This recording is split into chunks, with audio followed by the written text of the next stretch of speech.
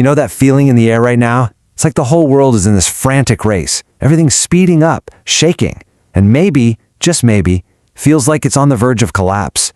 There's this low-level hum of anxiety, a sense that some really big changes are on the horizon. So let's just dive right into that feeling. It's making a lot of people ask a really direct question, especially with all the buzz around the year 2026. Is this it? Is this the end of the world? And that question, it comes from a place of deep uncertainty. Today, we're going to tackle it head-on by exploring a really radical shift in perspective. Okay, first things first, we have to understand the story that many of us have been told about the end times. It's a narrative that has shaped so much of our thinking and, honestly, a lot of our fears. And this slide, wow, it just lays it all out, doesn't it? It's like two different movies with the same title. On one side, you've got the fear narrative. This is the one we all know. The idea that history is just hurtling toward this big, scary disaster, and the main goal of faith is basically to get your ticket punched for the escape pod to heaven. But then, there's a completely different story, the glory narrative. This one says, the end isn't about destruction at all, it's about restoration. And our job? It's not to escape, it's to participate. See, here's the crucial part. The story you believe completely changes how you live.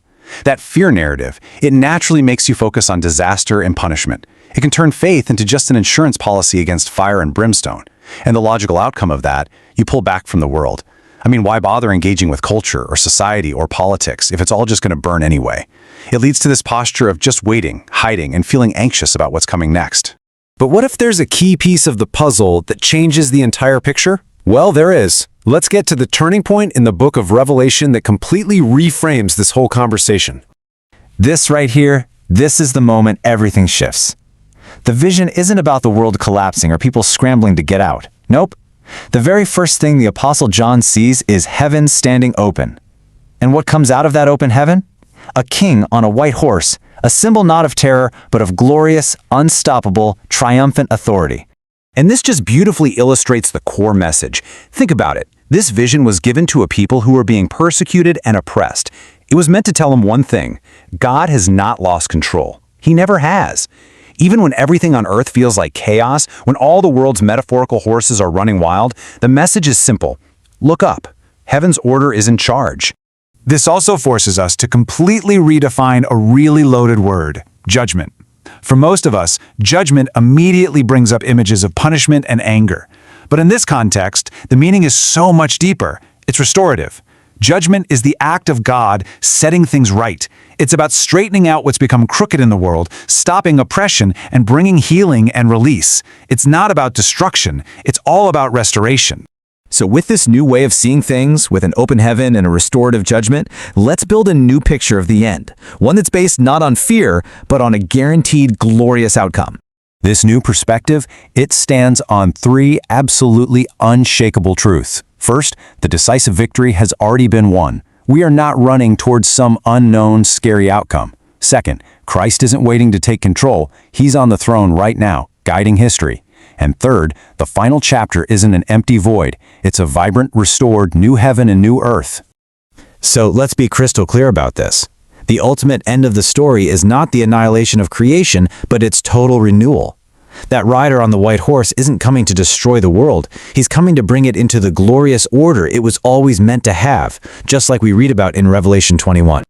Okay, so this is great theology, right? But what does it actually mean for us right here, right now, as we face all the pressures and shakings of a year like 2026? How does it actually change the way we live? Well, this table right here, this is where the rubber meets the road. Your perspective changes from seeing all this global shaking as the final disaster to seeing it as part of a divine process of renewal. Your posture shifts from retreating and just waiting for an escape to actively engaging and participating in transformation. And maybe most importantly, your internal narrative, it moves from a story defined by fear of the future to one overflowing with hope for a restored world. And look, this new posture, this new way of engaging, it doesn't come from our own strength. It comes from a really profound sense of identity. The scriptures talk about being sealed, marked as belonging to the king. In some traditions, this idea is represented by a seal like this one, which is a symbol of both divine authority and this deep sense of belonging. Our confidence isn't in our own ability to fix the world, but in our identity as people who are sealed by the one who is making all things new. So we end with a question that reframes everything. As we look towards 2026 and whatever comes after, the most important question is no longer how do we get out of here? The real question, the one that unlocks our purpose, is this: how do we partner with the victorious King in the renewal of all things? Now that is the shift from a fearful end to a glorious one.